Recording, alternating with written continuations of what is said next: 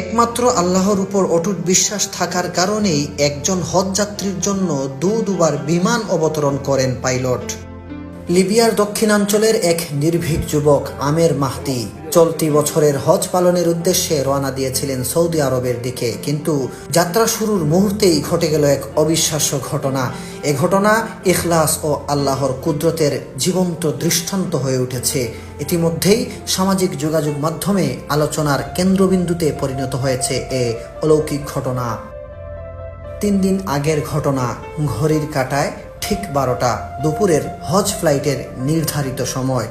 আমের ছিলেন তার দলের সর্বশেষ হাজি, যিনি মিশর হয়ে সৌদি যাওয়ার জন্য ট্রিপলি বিমানবন্দরে পৌঁছান। কিন্তু এয়ারপোর্টে পৌঁছানোর পরেই নিরাপত্তা কর্মকর্তা তাকে জানান তার পাসপোর্ট সংক্রান্ত একটি সিকিউরিটি ইস্যু দেখা দিয়েছে, যার কারণে তিনি প্লেনে উঠতে পারবেন না। বাকিরা সবাই বোর্ডিং শেষ করে প্লেনে উঠতে থাকেন, আর আমের আল্লাহর উপর বিশ্বাস করে একা বসে থাকেন অজানা এক পরিণতির অপেক্ষায়। এই পরিস্থিতি দেখে এক নিরাপত্তা কর্মকর্তা এসে বলেন, আল্লাহ সবকিছুর উপর কুদরত রাখেন, হয়তো এই হজযাত্রা আপনার কপালে ছিল না। কিন্তু আমের ভয় পাননি, মুখে ছিল দৃঢ় বিশ্বাস।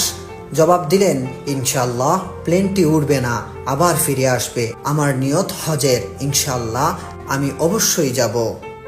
তার বিশ্বাসের সঙ্গে জবাব দেওয়ার কিছুক্ষণের মধ্যেই ঘটে গেল প্রথম অলৌকিক ঘটনা।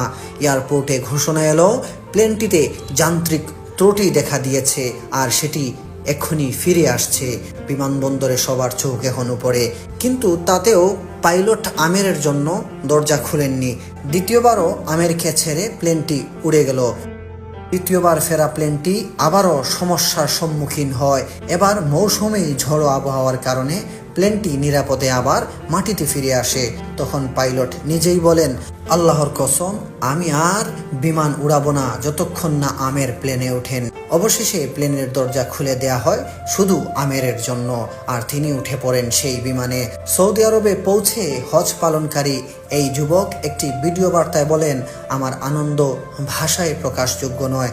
আল্লাহ তার কুদরত দেখিয়েছেন। আল কাহ্হার, যিনি নিয়মও ভেঙে দিতে পারেন। ঘটনাটি কেবল একটি ভ্রমণ কাহিনী নয়, বরং আল্লাহর একটি গুণবাচক নাম আল কাহ্হারের প্রকাশ।